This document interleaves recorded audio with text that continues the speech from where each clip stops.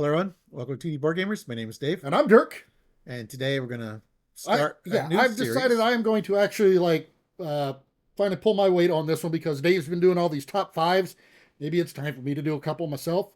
So So I yeah, am going to kind of follow his lead with it. right. So I'm just here to facilitate and have and play as a cameraman. So I'm gonna let Dirk run the show. But yeah, so this is He's here to rein me in if I start like just rambling because yeah, I never do that. No, no. no. So we're gonna start with his top five aggression allies, Five. Five. So and we're gonna start with without any further ado, go for it. we're going to start with an honorable mention, though. So I'm gonna. I think that's one thing different. I don't know if Dave did those or not.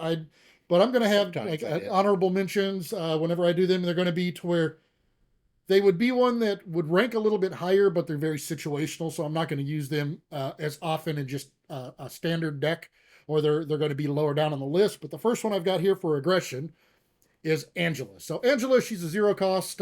She's an Asgard Guardian. Thwarts for zero, attacks for two. She's got 3 hit points. But what I love about her, and the reason, and pretty much all of these characters are going to be because of their special ability.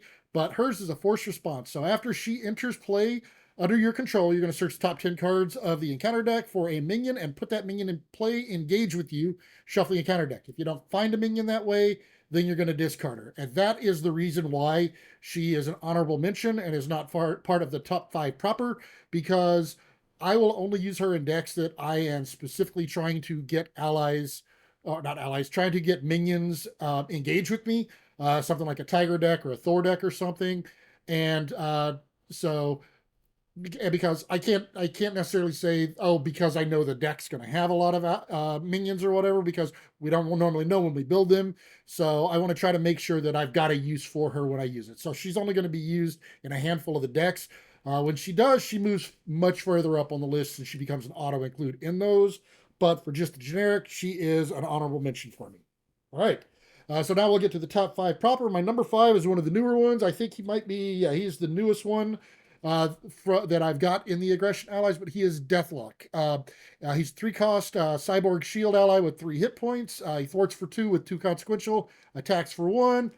But his response, again, that's the reason I like him. After he enters play, you're going to search your deck and discard pile for a copy of a shield sidearm and attach it to him. So he automatically brings a copy of an upgrade that attaches to him.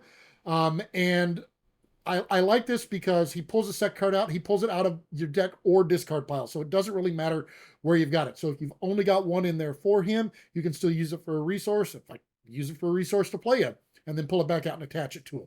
So I really like that. He's really cool with that. So that's why he's my number five. Number four here.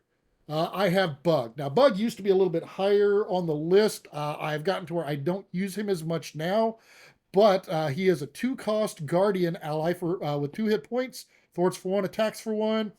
But his hero response is after your hero makes a basic attack, you heal 1 damage from Bug. So it is possible that if you're using Bug every turn, as long as your hero is able to attack consistently, you tend to be able to keep Bug around for quite a bit. And so he is one that I will use him longer. Normally, a lot of times, me especially, and Dave will attest to this, I tend to play an ally, and I use a lot of allies. I like their comes into play abilities. He's one I actually like the fact that I can actually keep him around. So And he's a good candidate for the energy spear. yes, he is. All right, my number three is Hulk. Now Hulk, he is a 2 cost Avenger Gamma with 5 hit points. He cannot thwart, but he attacks for 3.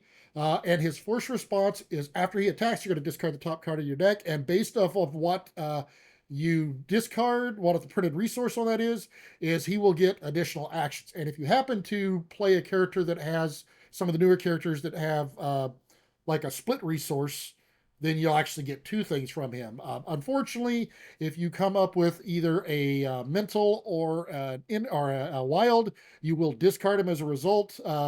But I like him. The biggest reason I like him is number one, he's super cheap to play with a real big bottom end, so he can block for you a few times against the pesky minions. But I actually do like to use his abilities because I like to be able to get that extra damage, or either 2 damage to the enemy or 1 to everybody. I don't use the, I don't necessarily want to get the one to everybody if I've got other allies that are important for me to keep around. But again, I don't tend to keep a lot of allies around, so I don't mind a lot of times if they take that point of damage. So he's my number 3. All right, number 2. Here, Spider Girl. Now, Spider Girl, she costs 2. She's an Avenger, has 2 hit points, force 1 attacks for 2. But her response, after she comes into play, you can stun and confuse a minion. So that is always something great whenever you can stun and confuse. So that means potentially a minion that's out will potentially not activate for 2 full turns. And it doesn't have to be one engaged with you. So you can stun and confuse somebody who's engaged with another player if that's going to work better. So I love that ability that she can stun and confuse when she comes out. And again, she's super cheap to play. And it doesn't matter if they're elite or not. Yes, that is nice. So like against one of the Thunderbolt, elite minions or something, that would be a good candidate for her. Yep. For her. All right. And number 1, yes, he is situational. I'm still going to put him in pretty much, he's an auto include, I think, in every aggression deck I play.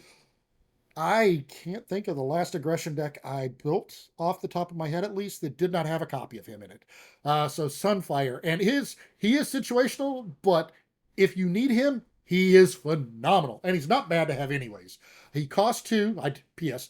If you notice, I like inexpensive allies. So he costs 2. He's an X-Men with 2 hit points. Force for 1, attacks for 2. But that response, I mean, it is killer. After you put him into play from your hand, so he does have to come into play from your hand. That's important. You can spend an energy resource, and you can choose an attachment with the text hero action or hero response and discard it. These tend to be the nasty things that get attached to the villains. Drain Spear, actually, Drain Spear, does that have a hero response? No, I don't think that one does. But yeah, there's a bunch of them that, you have to pay resources or you have to stun yourself or whatever. He can get rid of them for the cost of a single energy resource whenever you bring him into play. So he is one of them. And again, I tend to play him, and my intent is to get him back out of play as quickly as I can so I can play him again. So he is my number 1 ally, probably the only auto include that I have in aggression. All right. So yeah, so that was Dirk's top 5 aggression allies. So next will be his top 5 justice allies. Top 5 justice. I'm looking forward to it. Thank you for watching, everyone. Please like and subscribe. And if you want to see more content, go and hit that notification bell. Notification bell. Yes. Notification bell, and you'll get alerts whenever we post new videos. All right, see you.